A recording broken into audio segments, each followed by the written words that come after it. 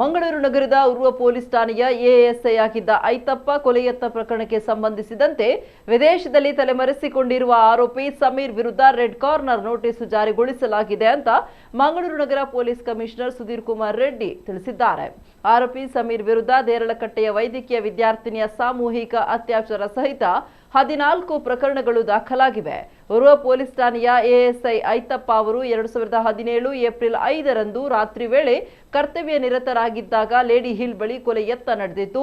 ಈ ಪ್ರಕರಣದಲ್ಲಿ ಆರೋಪಿಗಳಾದ ಸಮೀರ್ ಮತ್ತು ನಿಯಾಜ್ ಎಂಬ ಇಬ್ಬರನ್ನ ಬಂಧಿಸಲಾಗಿತ್ತು.